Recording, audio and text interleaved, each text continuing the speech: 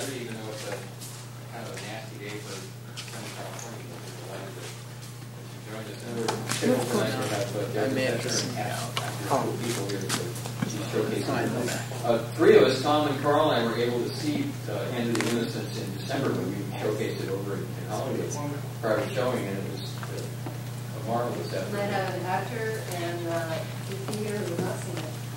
So you guys are why don't you, it's amazing. Why don't you tell us what you want to tell us before we screen it, and then maybe Q&A after, whatever you... I'm happy to have, these delightful people came along with me tonight. Introduce them.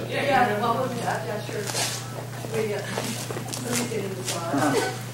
Right. That's all for coming, especially for people that I don't know, and also very especially for some of my crew that are here and one of my backers. I won't make you all come up here now. You'll come up for the Q&A, hopefully, by the stand up. The lovely Christina Bennett is here. And she's like probably the lead actress. She plays the mom in this movie. And also sitting right behind her is Ricardo Gale, who is our fabulous cinematographer. So he painted the light for us and made this film look really great. And then across from him is Michael Blue, who is assistant cameraman and did an awesome job as well. And one of our Kickstarter backers is here. Well, actually, after Kickstarter is Fran Coombs, who's a friend of ours now, and she's here as well. So. Wow, She won't be able to she won't talk about raising money or something. She's a great fundraiser, that girl. She knows how to do it. But anyway, this movie is kind of a pieces out of a feature that I wrote. And I did it mostly to work on getting the feature made and trying to show that I have abilities that could be in this industry and do more things. People don't like to read scripts, they like to be shown something as opposed to reading. And so I kind of took a 110-page script down to 20 pages, and tried to make it its own sort of standalone story. So it does kind of have an open ending with it. You don't really find out what happens completely, but it's to develop interest, which is working well for that. I had at the screening that you came to, there was a pretty big time Hollywood producer there, and he was just badgering me after, asking me who did it, and he wouldn't stop, and it was kind of crazy. It's kind of a long story there. So I think it sort of does that, but I think it's a standalone kind of thing too, because I think it leaves you with some sort of feeling either way. But we were lucky to be able to shoot here upstairs in the actual, what do you call that part, the sanctuary? The sanctuary. And before the rug was torn out and stuff, but I think we did it justice and made it look really good thanks to Ricardo's genius lighting. And so I just hope you enjoy the film. And we will do a Q&A after, so if you have any questions, we'd be happy to answer anything about anything. Okay? The music was done by Kieran Hope, who's Irish. Yay, Birdie back there, who's also Irish. He's just the most awesome composer. I happened to meet him at LA Valley College on a pro day, and he was like, they had a bunch of pros from 3 people, the Television Academy put on this thing for college. And I was there, and I was like, out of all the people standing up there, I just zoned in on him, knew he was a musician. He's really he should be in front of the camera, put it that way. And so I ended up talking to him, and I have this other film that I'm pushing right now called My First Kiss, which is a rock and roll movie that takes place in 1967, right before the Summer of Love, about 2 girls who run away from home in Canada to start a rock band in California. It's kind of like Thelma and Louise at 14. And I had written this script, and it's chock full of music from the time. And I was talking to him, and I asked him, if there's a music-driven movie, does it need a score? And he said, absolutely. So I had sent him the script, and he called me up and took me to lunch, and he said, I love this script, and I'd really like to work with you on it. And so that kind of fell by the wayside at that point. And then when I was doing this one, I just on the off chance, called him up and asked him if he would look at this one and do something for it. And he said, yeah, absolutely. So, and it was actually recorded in Ireland because he was over there working on a violin concerto at the time. And so we were really lucky. If you noticed in the early part of it, the cello, that's live string cello, and that's his sister playing cello, and he wrote that for her. And then the soprano was a live soprano as well, it was a little song that he wrote, or he'd written it before, but then he readjusted it for ours, and it really just made that scene. I mean, of course, Christina's performance in that was just crazy. I know when we were on the set shooting that, she went on for 2.5 minutes. And we just let it go, and everybody on the set was crying. It was just like so moving. And then I think Ricardo, we just said, well, we're not going to shoot that again, are we? And Ricardo goes, no, we can't, because he was hand holding that, or shoulder holding that whole thing. It was like a ridiculously huge camera and really hard to do. Plus, Christina had given it her all. And so we said, well, maybe we should look at it. And I had just like, at that point, 5 minutes later, once you get the playback, I stopped crying finally, and I'm like, yeah, this should be easy. I should be able to watch it because there's no sound or anything. And I'm watching it, and just the visual, I just started streaming tears again. But it was so intense that I think getting it with that music really made that scene, just took it up to another notch, because it's the scene where she finds out that the boy is dead, and she's crying, and you've got the soprano going with it, and he wrote to the picture, so, you know, I got a great guy. He's a great musician, great. Where did you shoot it? Oh, good.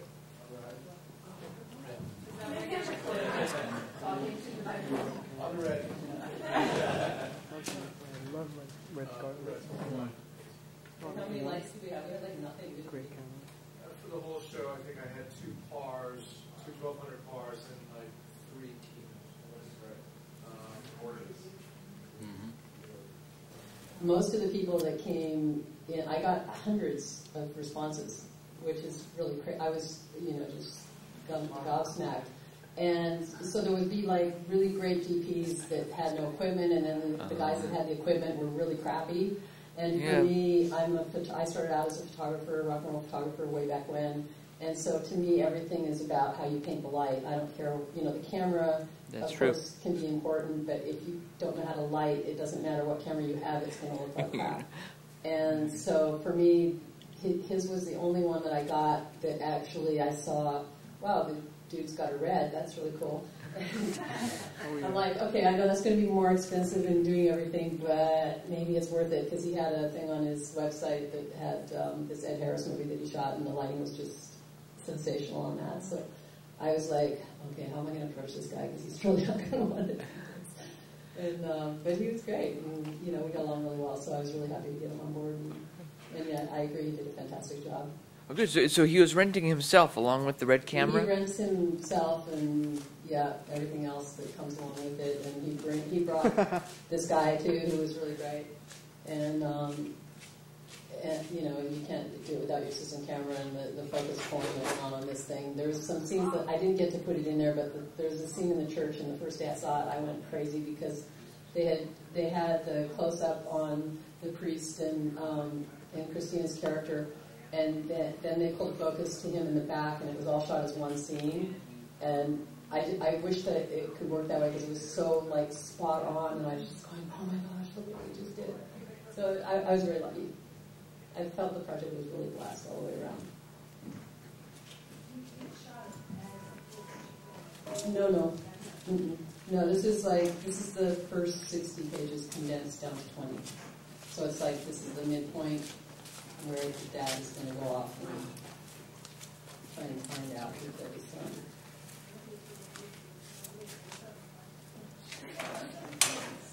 I don't know what I'm going to be able to do. I'm definitely, Christina has to work on it. I just, because she told me, do you remember your audition?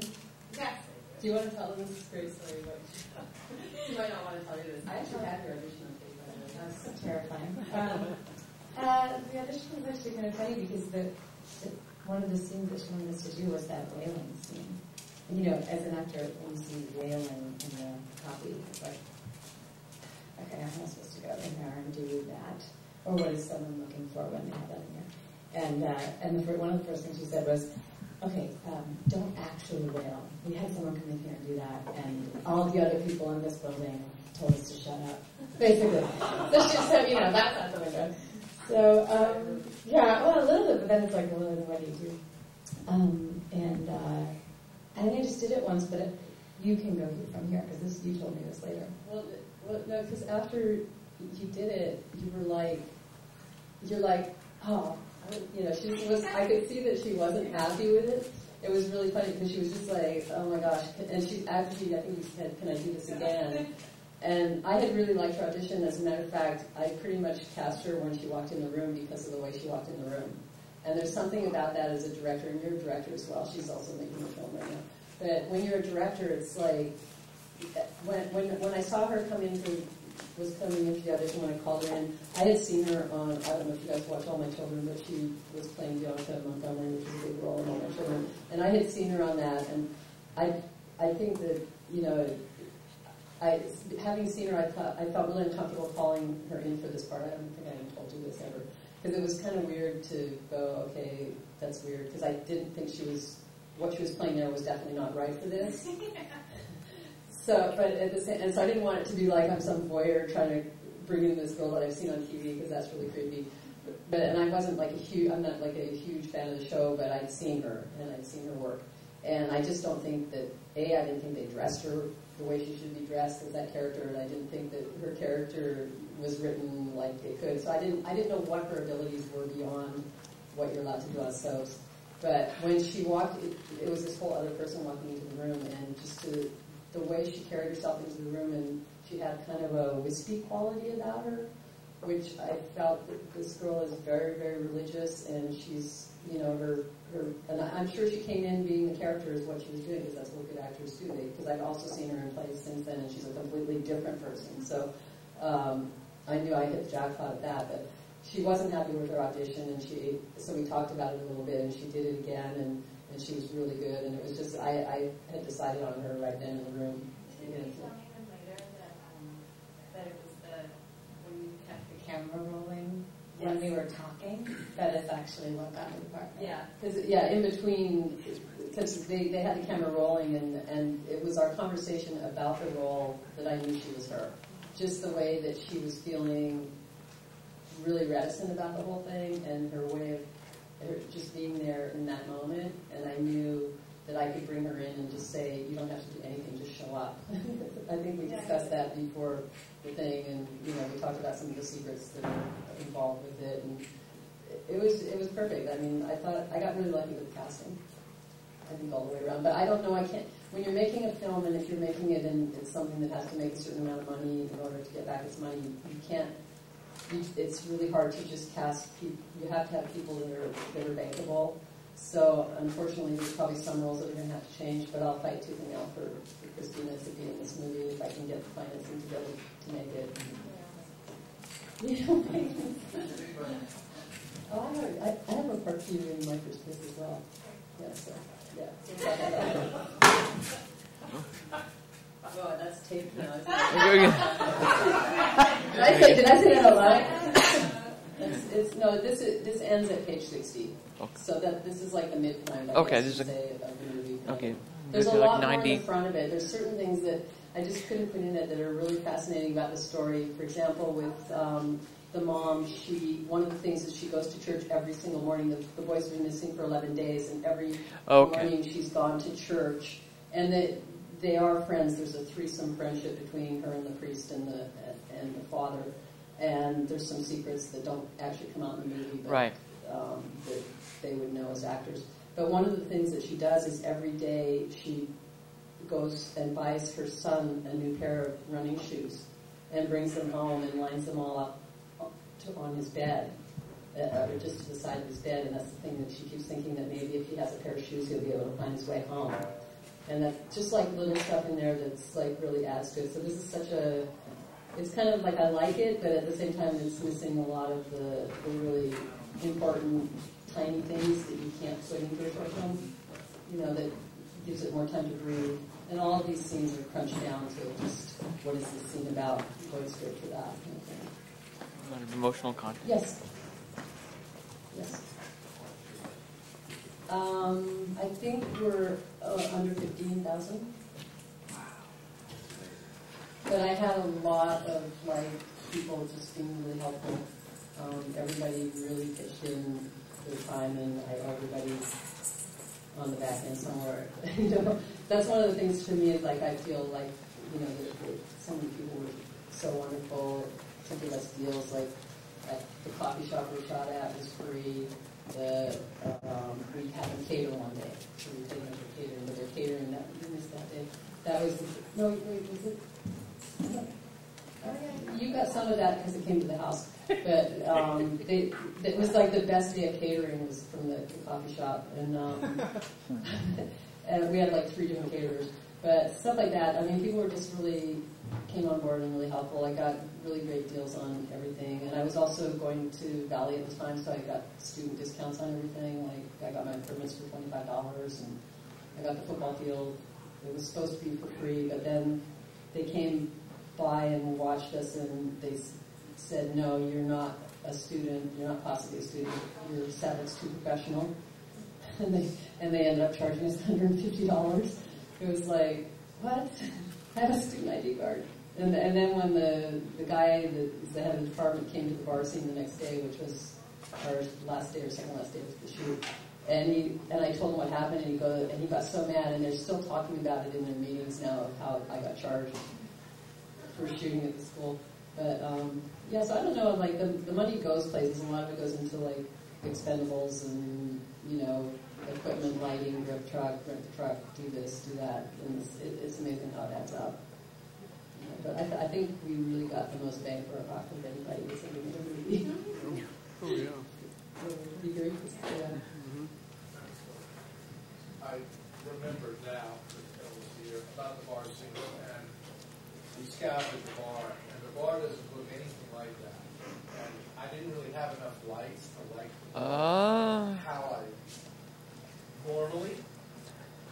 So this happens a lot of times when you get, it wasn't a crappy set, but sometimes when you get a crappy set, in this case I didn't have enough lights, so this is really a question of smoke and mirrors. Literally, I just smoked it up, and kills all the background that I can't light. See, that's, yeah. Just put a shaft of lights through, that was also my own model, played on it. There. Put a See? shaft of light through to show the background, and now visually it's very interesting, and it's literally, I knew what I was going to do before I got there. And some orange gel, and that's it. You're done. I mean, it's that quick. It was, yeah, smoke, I think, smoke actually, because like red, I think, seems to approximate the organic nature of like film. So I think like, you know, smoke is also used a lot of times, especially in terms of like Blade Runner, to give more of an organic nature to the look of a project. And I'm really glad you mentioned that, because especially in a bar scene, you would see smoke as an atmosphere more often than not. It makes sense. A Yeah. lot of times Yeah. smoke is a lot of times misused because I think guys were using the whole movie because whatever, and it sometimes it's stupid because the whole movie's smoke. But in this case, it was there to create the atmosphere of the light, and it doesn't really appear to be smoke. You know, That's right. You're not looking at it going, oh, that's a smoke-filled bar. It was actually done to create what he wanted with the lights, and it was definitely smoky. I pretty much had to go to the hospital after that. Yeah. We were in there for 3 hours, and it's like he's always going, okay, good. How much smoke is in that? It was like, Twice as much as you see on screen. yeah, you can, yeah. I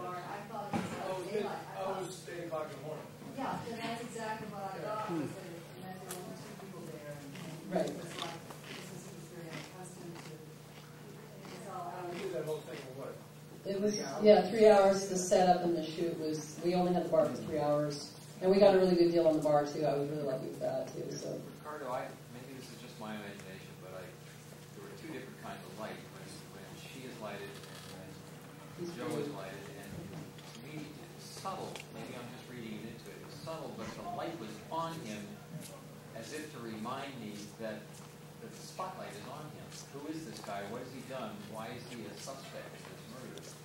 But the light for her is obviously the light that's down at the level where you wash the glasses in the bar, but it's almost like it comes up from her heart, and she's the one that's the leading heart in that scene. She has the warmth, and so the warm light lights her. And did you see that, or am I just reading Well, that? I'm going to quote a story of Vincent Minnelli. I heard him tell a story about being in St. Louis. There's a famous scene where Judy Garland is framed in the window, and she's singing a song, and there's these rose bushes. And I was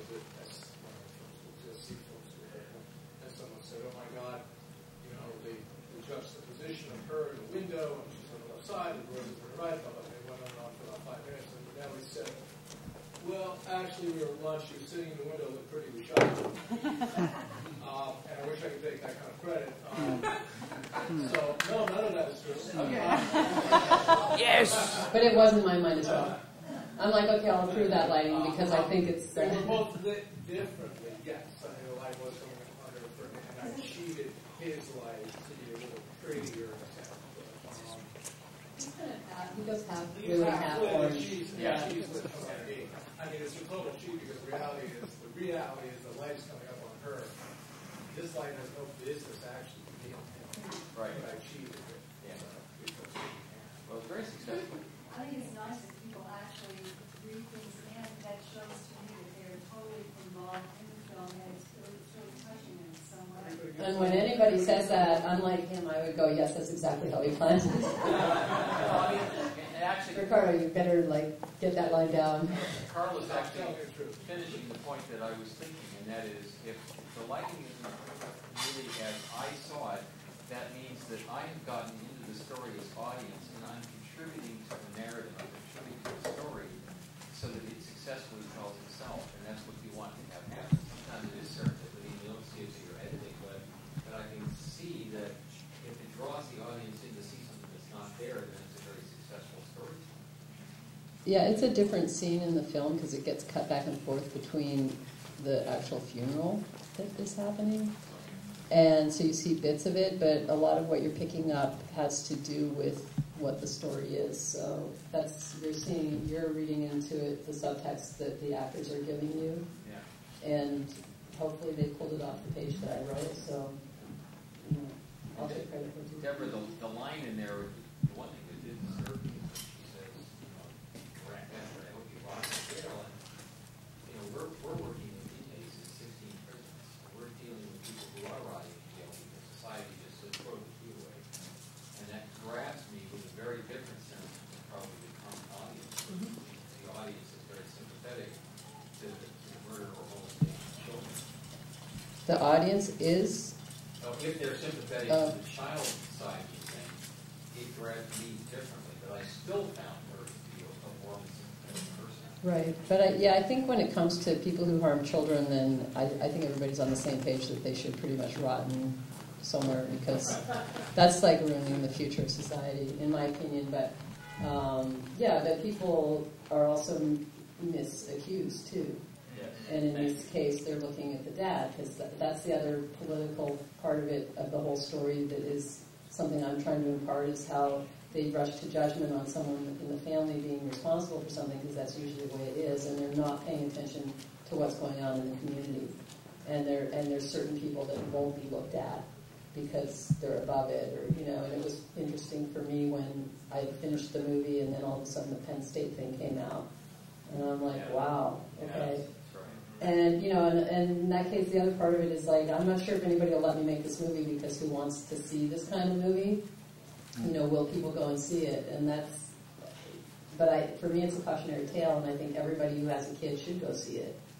And because there's so many, one of the things I'm planning to do is to, at the end of the feature film, is to have a list of kids who have met their demise this way and or are still missing. And I've gotten...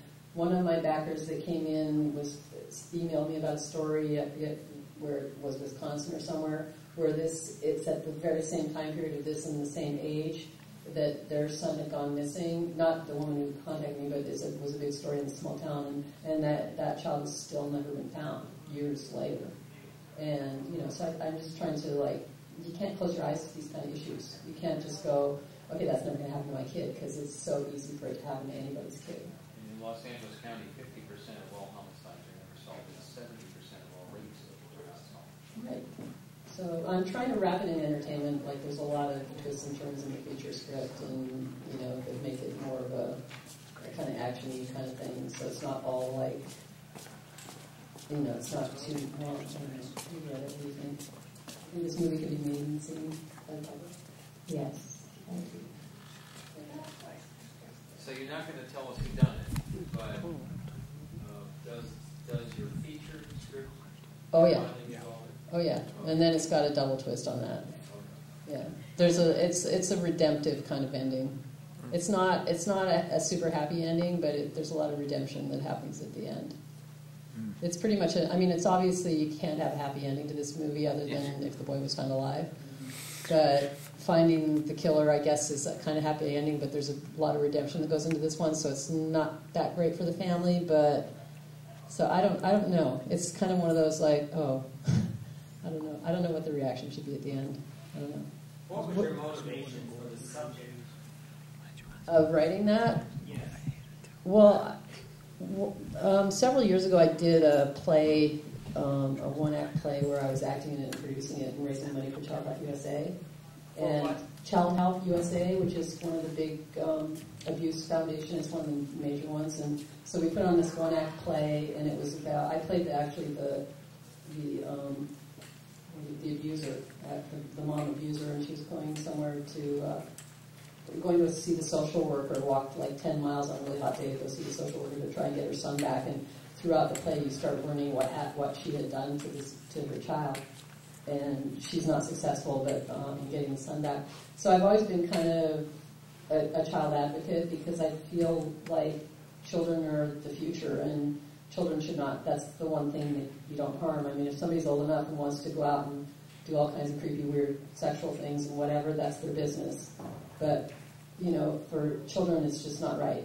And so I wrote it for the kids. I really wrote it and I really felt like as it was coming along and everything was happening, it was really like the children were talking to me and forcing me to write it, because it was not an easy script to write, because it gets really, it's pretty dark, and I'm not that dark of a person, but I felt like they were pushing me, because I wrote it pretty fast. I wrote it like over a 2-month period, which is really unusual for me, but to find the story that would work, that would still be some entertainment as well as,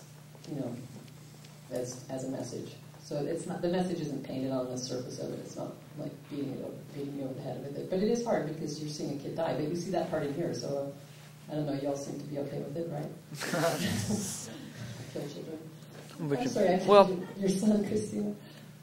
Yeah, but I don't know. You have to bring up some issues in film, and you have to kind of make them palatable so people, so you're not beating them over the head with it. But I think it's still important to support certain issues. And like I said, everybody was so shocked that coach from Penn State would have done that. And how many years was he doing it?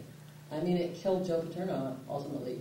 The guy died. He died after that. I mean, and people don't know what to do about it. They're afraid to say anything. And, it's just a really sad situation. And I'm sure there's people in this room that have probably been abused by a parent or a relative or a stranger at some point. You just don't know when you meet people. I mean, I myself have not had any of that, but I feel for kids, because I just think kids are the future.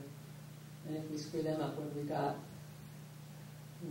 It's a mess of a world right now anyway. We don't need it anymore. I don't know if that makes sense. And on that note. Well, I'll tell you, the priest didn't do it. I mean, with all the things that go down with the Catholic Church, and I know that there's been a lot of abuse in the Catholic Church, and it seems to be that people who have, males who have the opportunity to work around children are automatically going to be a suspect because of all that. So I definitely was not going to make the priest the bad guy, because that's just like the go-to person, and I wanted it to go, and it's not even somebody you thought that killed him. You would never figure it out. If, you can look at it. The character who did it is in that movie, but it's not somebody you would go to. But it does make sense, right? Who did it?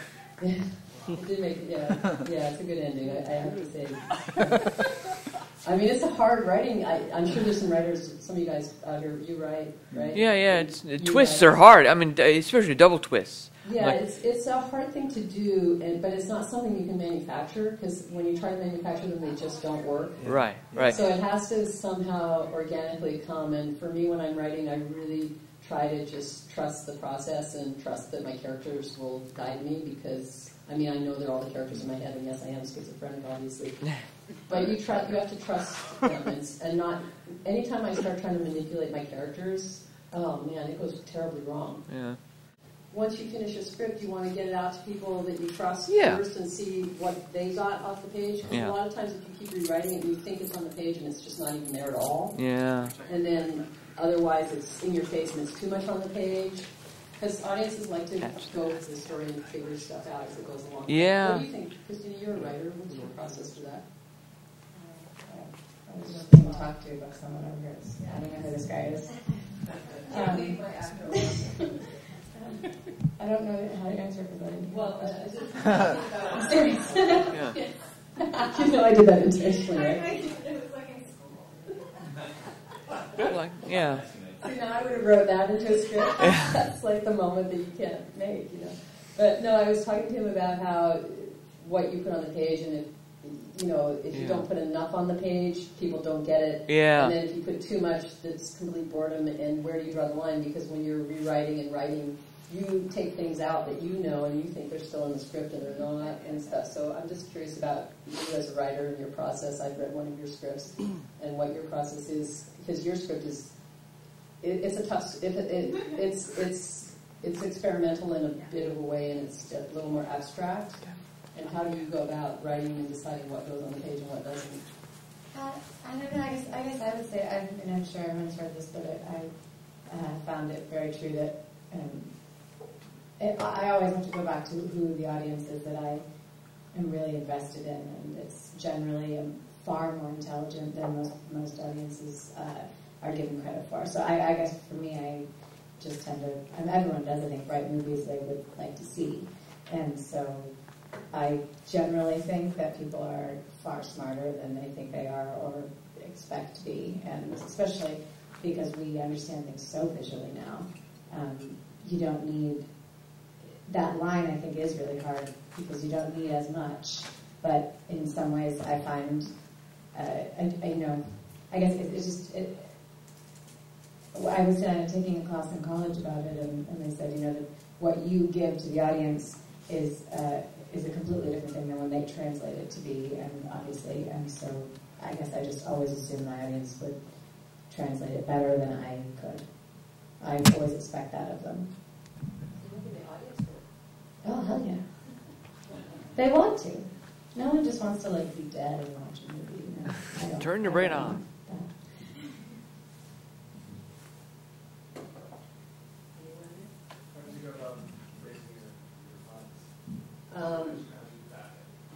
Kickstarter, and that was really scary, as my friend Christina can attest to now that she just did one on Indiegogo.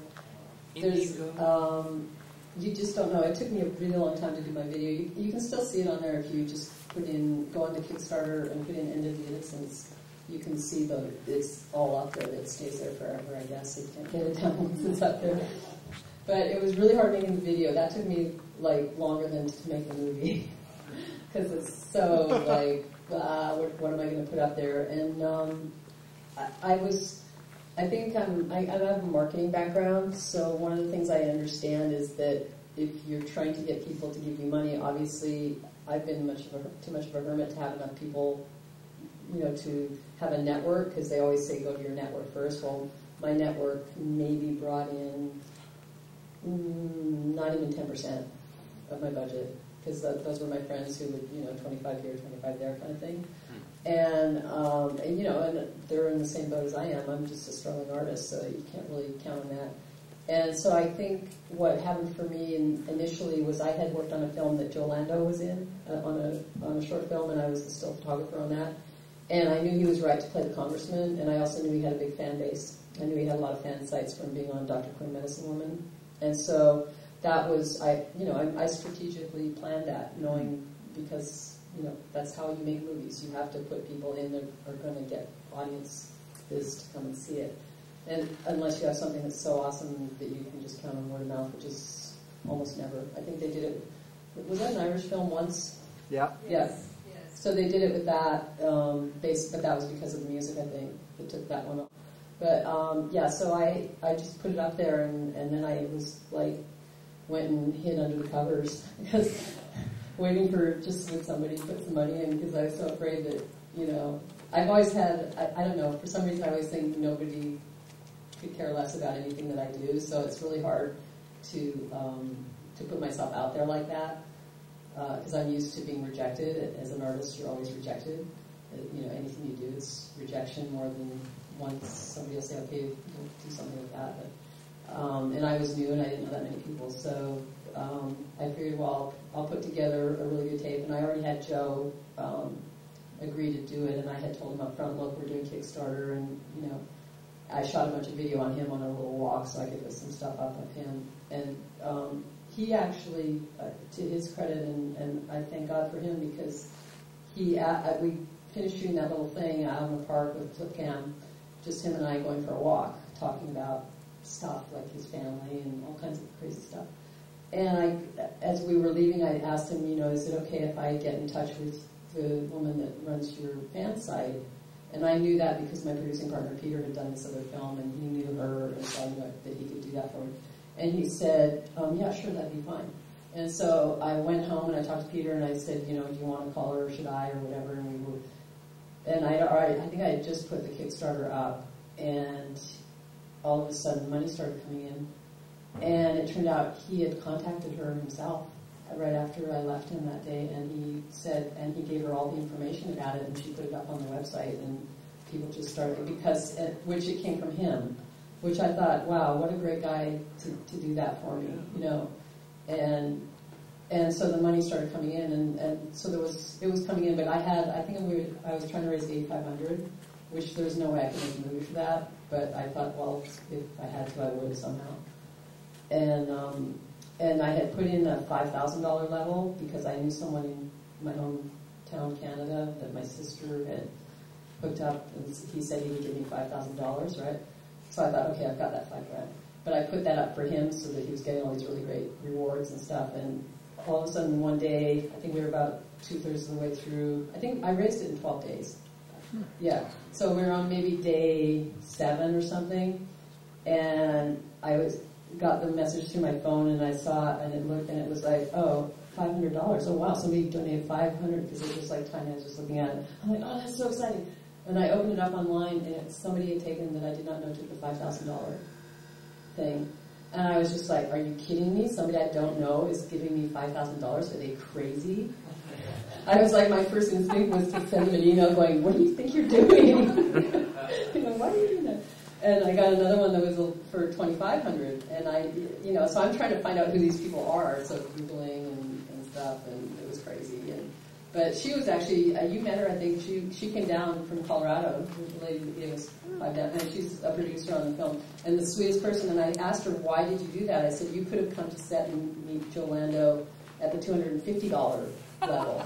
I said, what was wrong with you? What were you thinking? And she told me, she said, I looked at it, and she said, I really liked all the rewards, because I was giving like a limited edition print of someone from my book, so she'd seen that John Denver was in my book, and so she thought that'd be really nice, and she got a limited edition of my first book, which is a book of artwork done by 6 famous artists, all signed, leather bound, so it's like a $1,500 book.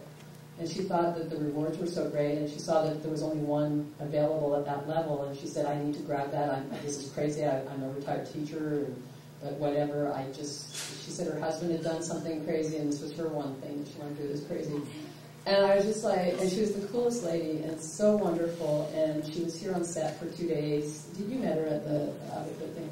Yeah, she was taking care of the dog, and she's the lady when they're walking up the hill, there's 4 of them, and 3 of the searchers have the orange things, and she just has her pink shirt on, and she's next to Joe Ryan. That's her, and but she called me after when she got home, and this makes me tear up, I'm sorry, but she actually thanked me.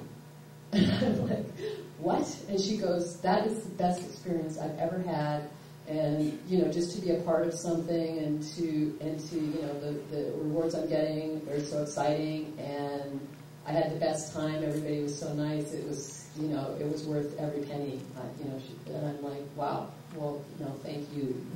And she told me when she saw her name, because part of it was you get an IMDb credit, and she didn't think anything of that. But she said once it came up and she saw it, she felt so proud. It was like, she said she was giddy through the whole day, all day at her house. And it was just so, that sort of taught me a lesson in humility of that you're actually giving something to other people as well to get involved. You're making them a part of something as well that they wouldn't otherwise be. And I went crazy with my rewards. I mean, I gave people really great rewards, like the one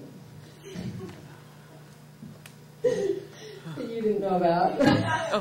She's like, did I really have to do that movie? Because she had, no, it was fine. We had this girl that was also, because Christina came on late, she wasn't part of the Kickstarter thing, so, and she also has like tons of fans, and they're the best supporting fans of anybody that I've ever seen. They're so great, and she's just raised her money by a lot.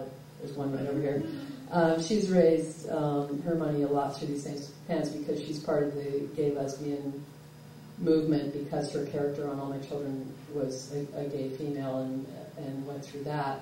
And so, and I'm also very pro-choice and things like that, of sexuality and things like that too. So it was really an honor for me to have somebody like her on my set as well. But all of her crew came on board after the fact. As soon as she put up that she was in this movie, we started getting donations through PayPal, which added the rest of the money that we needed. And one of them actually flew from Singapore to come and have lunch with Christina and myself and Ryan, Joe Ryan. So that it was exciting that she came all the way from there and was afraid to fly. That's what for me. And she was so great and very gracious and very sweet, and and it's just a great way to reach your audiences, and the people that are going to back you. And it's kind of going back to the old school of things happening where it's very community as opposed to being money thrown at something to put it in your face to say, go see this movie or something. We're actually creating a fan base and a community and people that you meet and you're like, wow, this is an outstanding person.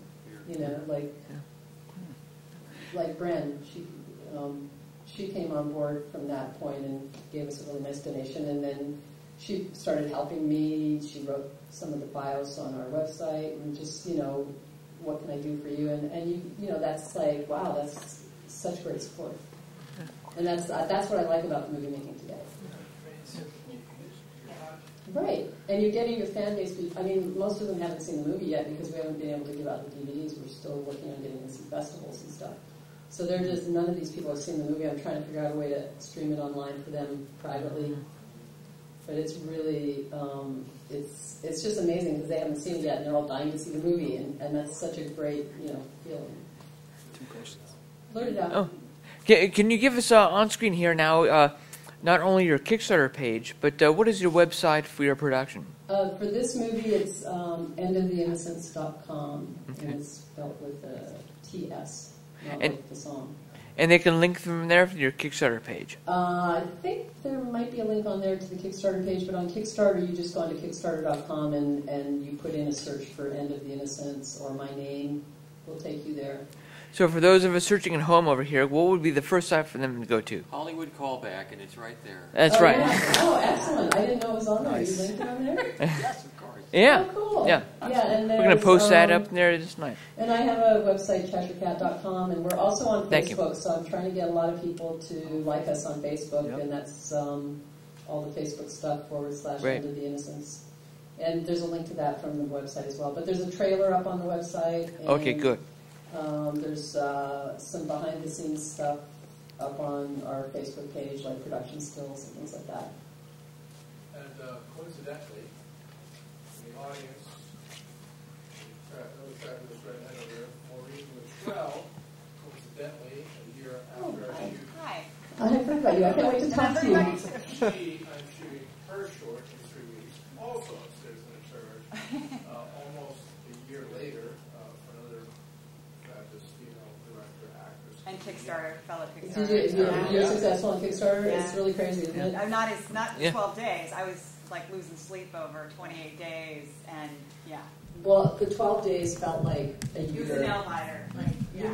You don't know what's going to happen, and you don't want to feel like an idiot when you're done. And well, the great thing, see, Christina was smart. She did Indiegogo, but I didn't want to do Indiegogo because someone else had done it and they didn't meet their goal, and I thought, well, they get the money anyway, and what are they going to do with it? Are they going to pay their rent and stuff like that? But I backed her project because I knew she was going to make it. She didn't know, but I knew she would make her goal. But so I felt like the Kickstarter, that more people would take a chance on that, knowing that yeah, you have to reach your level, and if you don't, you're just Right, you don't want to be short. Yeah, I don't know if everybody knows the difference, which is if Kickstarter's all or nothing. Yeah. And Indiegogo, you can take whatever amount gets you there. Yeah, but you're committed to those rewards. You know, the reason Indiegogo or Kickstarter does it the way they do it is because they don't want you to make something for less. Like, you know, if you only got 2,000, you have to make it now. Right. Yes, because you offer rewards. You really need a 10, and you probably need more. Then what can you do for 2,000 kind of thing? No, and I needed more than what I asked for on there. Right. I beat my goal, but still I needed more money, as it turned out, because there was things that, you know.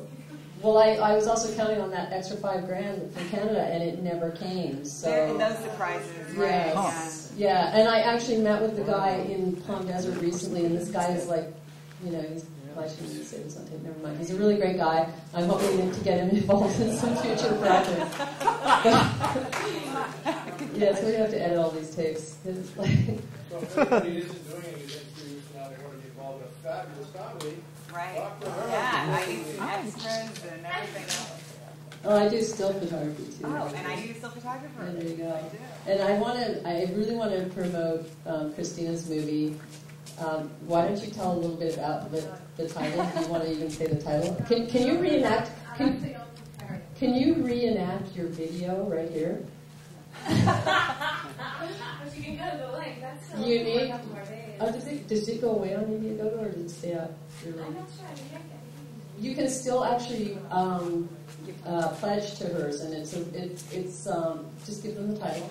The title, working title right now, is Taking Your Bra Off in 49 Days. And the thing on Indiegogo.com/49 days. And it's well worth, and it's well worth watching the video because she actually does take her bra off in the video. So it's worth it just for that, isn't it? It's T-rated? I don't know. I thought it was like, I was like, whoa. Damn it! But it's really, it's a really interesting project. I've actually had the honor to read this script. And even though she's already made her goal, it's worth helping her out because you get great rewards, and we always underestimate how much we need to do anything. And you're shooting in New York too, which is even more expensive. What's the log line? The log line is, the short one is right now, when you're not one thing or the other, you don't exist. That's sort of the short. There's a couple of them. They're all. That's why I've written so many of them, I can't even remember what I have right now. Develop a good time. Is it comedy? No, it's kind of a dark. I mean, I guess it's technically black comedy. Oh. Yeah. It's a really interesting mix of a whole bunch of characters that are pretty much all misfits in one way or another, and how they manage to survive in this world. So it's well worth it. All of us who feel like we don't belong. Someone take it. It's on tape. Yeah, no, and it's a really good project. She let me read her script, and I was really impressed with her writing. I really enjoyed the script a lot. Kind of made me jealous. Is it a short or a feature? I raised money for a teaser, a sizzle in May, and then I'm hoping to do a feature. The script is a feature length, probably hopefully next summer if I can swing it. You might be working on my first piece. That's pending next summer after this movie is done. And then when we make, then we're back to back. Then we're making Into the Innocents. So, and then I have another movie for you as well. She's my favorite actress. That's a director for you, right?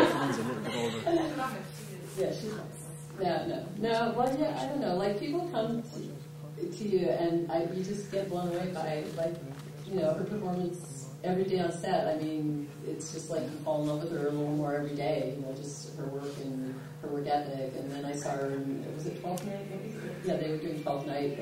It's amazing the people you can see in plays if you really search stuff out around town. But she was doing a play down on Pico, and it was so good. The cast they had and her performance was so different than anything I'd ever seen her do. It was great. I just couldn't take my eyes off her. So sure, because you're going to be making a lot of money. So yeah, that's 15%, right? Okay, definitely. That contract is now signed as well. So what's going on? Is there anybody else want to ask anything at all? Or my hometown? My original hometown? Yeah, original. In Calgary. Oh, your Newfies. Yeah. Are you from Newfoundland as well? Oh, okay. Oh, anyway, as we will soon see. Maybe? Which half is? So you can work in Canada. I can count you as. Oh my God, she's a she was Vancouver from like 4 until teen years, or in Montreal. She's awesome. I live in Vancouver too. I went from Calgary to Toronto to Vancouver to LA. So I've been here forever. But Yeah, they should do a lot of stuff in Vancouver. Are you living up there, or you live here? Oh wow! But you still have a bit of a Scottish accent.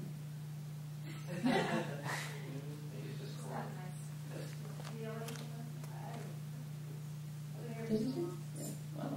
And are you in the? Is everybody here in the industry? Is that like? You're a nurse. Absolutely, absolutely.